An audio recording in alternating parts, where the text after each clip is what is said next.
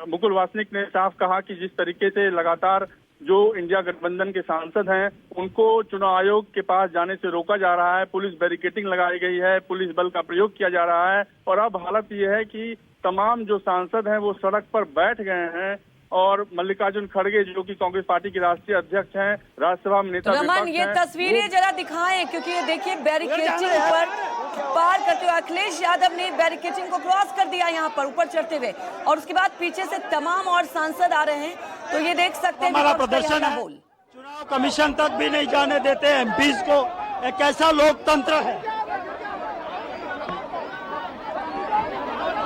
Raman, barricading तो लगाई गई है। इलेक्शन कमीशन चोर है, चोर है, चोर है। इलेक्शन कमीशन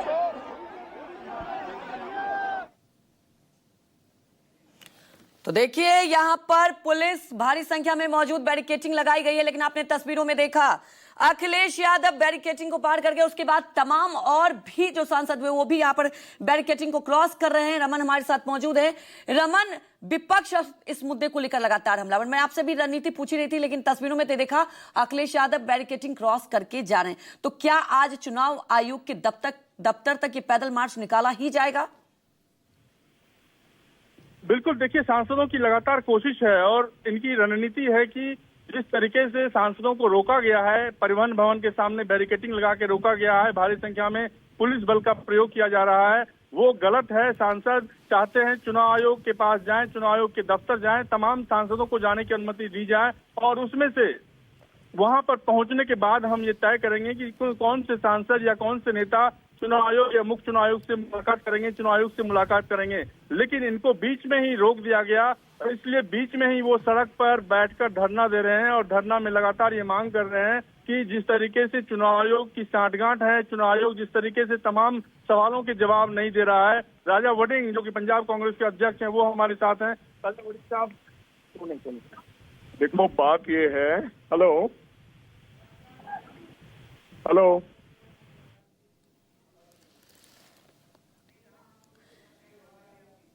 जी, आपकी आवाज आ रही है।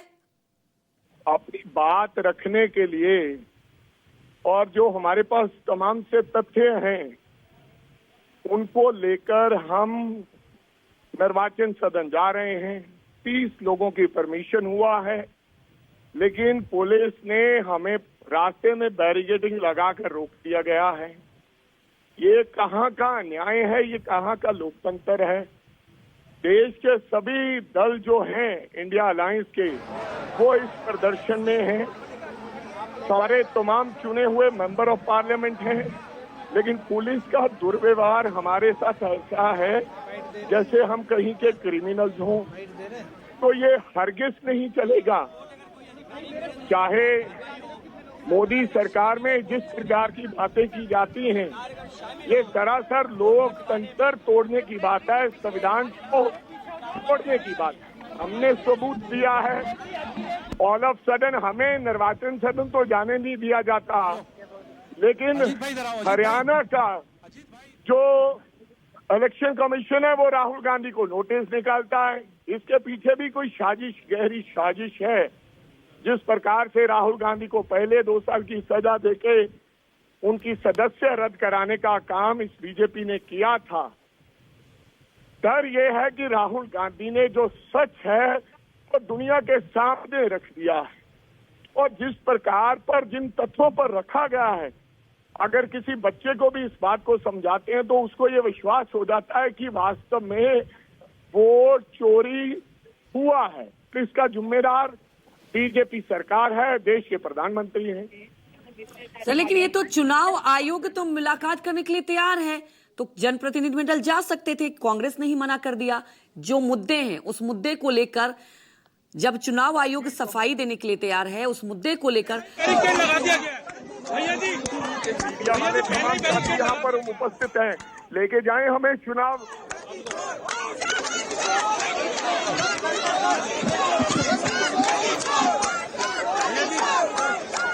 नारेबाजी भी हो रही है। सर, अगर आप मेरे साथ मौजूद हैं अभी फोन लाइन पर, अगर सुन पा रहे हैं तो आगे अब क्या रणनीति होगी इंडिया गठबंधन की तरफ से? शांतिपूर्ण तरीके से अपनी बात आवाज से, जो लोकतंत्र ने हमें दिया है, जो संविधान ने दिया है, जोर से हम चिल्ला रहे हैं, आवाज बुलंद कर रहे हैं, वो वोट चोर गद्दी छोड़, वोट की चोरी हुआ है, हमें जाने दो, अपनी बात रखने दो। एक तरफ तो कहते हैं राहुल गांधी एफिडेविट लेकर आए, अब राहुल गांधी आपके द्वार आ रहा है तो आप आने नहीं दे रहे, आपने तमाम पुलिस के लोग लगा दिए। हम कौन हैं? हम निर्वाचन सदन अगर चले जाएंगे, मैं आपसे पूछना चाहता हूं, तो हम क्या तोड़फोड़ कर देंगे? हम क्या इलेक्शन कमीशनों को मारने का काम करेंगे? हम शांतिपूर्वक तरीके से जाएंगे, अपनी बात रखेंगे। अगर हम चुने हुए सांसदों को बात रखने का जाने नहीं दिया जा रहा, तो आम व्यक्ति इस देश के अंदर अपनी वोट की गुहार किसके पास लगाएगा? कहां दे वो फॉर्म, कहां अपील करे कि कोई सुनने को तैयार नहीं है। तो हमारी मांग है कि हमें जाने दिया जाए, हम लड़ेंगे, अंतिम समय तक लड़ेंगे, क्योंकि ये लोकतंत्र केवल नाम का लोकतंत्र रह गया है इस देश के अंदर, नहीं तो ये मोदी तंत्र है, बीजेपी तंत्र है। और इसलिए हमारे पास जो गांधी जी ने हमें रास्ता दिखाया है कि अपनी आवाज उठाने का, जो बाबा साहब अम्बेडकर ने सिखाया है, उस संविधान के तहत हमने अपनी बात रखना चाहते हैं।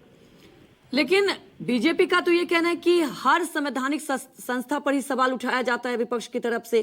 क्या आप लोग भी जो चुनाव जीतते हैं उस पर भी भरोसा नहीं? क्योंकि ये तो बार बार कहा जा रहा है कि हर संवैधानिक संस्था पर ही विपक्ष सवाल उठा रही है। देखिए राजा वोटिंग साहब लगातार ये कह रहे थे कि चुनाव आयोग के ऊपर जो सवाल उठ रहा है उसका जवाब चुनाव आयोग नहीं दे रहा है, और जिस तरीके से चुनाव आयोग सवालों का जवाब नहीं दे रहा है, उनके बारे में साफ तौर पर यह कहना है। हमारे साथ राजीव शुक्ला है, आप उनसे बात करिए। हेलो राजीव शुक्ला जी, बड़ा मुद्दा एसआईआर, और इस मुद्दे को लेकर विपक्ष तो हमलावर है, लेकिन सवाल ये उठता है कि आखिर मुलाकात करने के लिए चुनाव आयोग ने यहाँ पर जब बात की थी तो क्यों नहीं, कांग्रेस की तरफ से क्यों इनकार किया गया? ये मार्च हफ्ते 10 दिन पहले घोषणा कर दी गई थी, तब टाइम दे देते, तब तो उन्होंने टाइम दिया नहीं। आज जब देखा कि मार्च आ रहा सांसदों का, पूरा विपक्ष एकजुट है, सारा एक एक विपक्ष का दल इसमें साथ है, तो उन्होंने 30 लोगों का टाइम दिया। उस 30 लोगों के टाइम से क्या होने वाला? पुलिस ने यहाँ लोगों को रोक दिया है, और अब ये है कि इनको जाने दो, इलेक्शन कमीशन मेमोरेंडम देंगे और अपनी बात कहेंगे, तो वो अलाउ नहीं कर रहे हैं।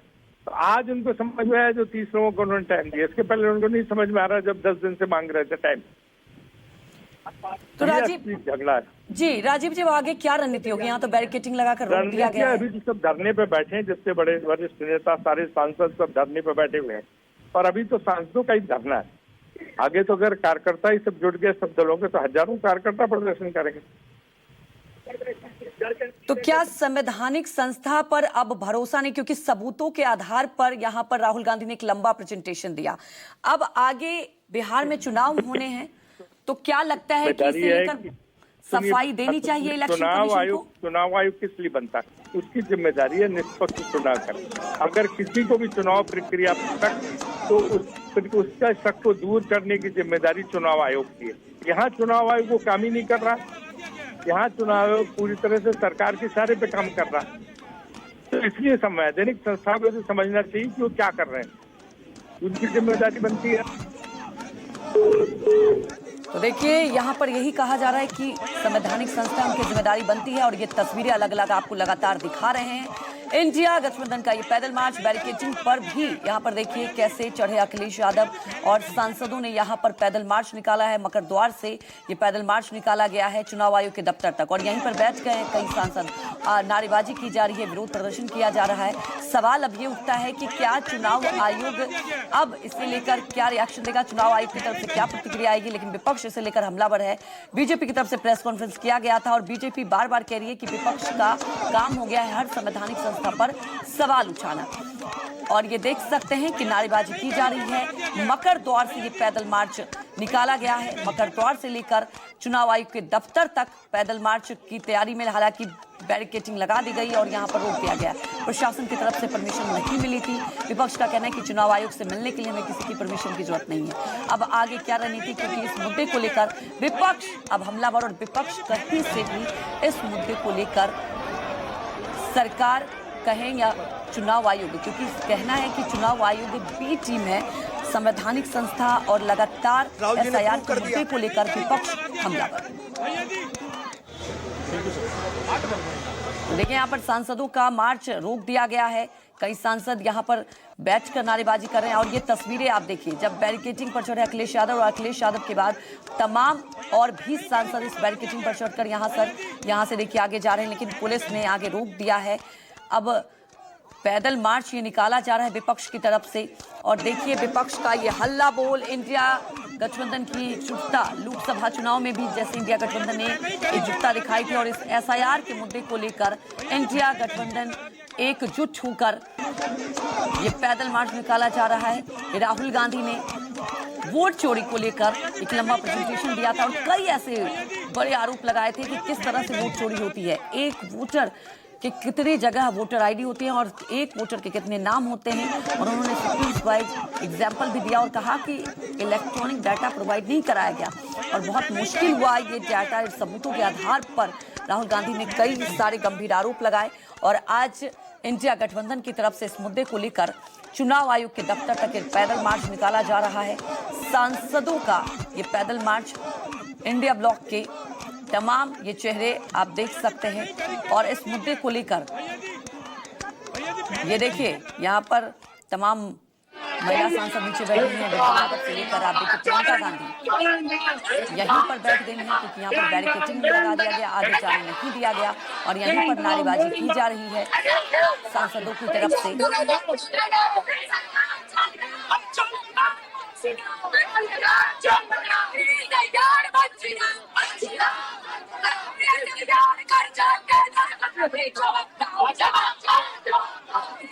रमन भी हमारे साथ जुड़ चुके हैं फोन लाइन से। रमन, आप तो वहीं मौजूद हैं और ये देखा जा रहा है कि विपक्ष अब सुनने को तैयार नहीं। जरा आप वहीं का माहौल बताएं क्योंकि हम देख रहे हैं कि यहाँ पर तमाम महिला सांसद नीचे बैठकर नारेबाजी कर रही हैं।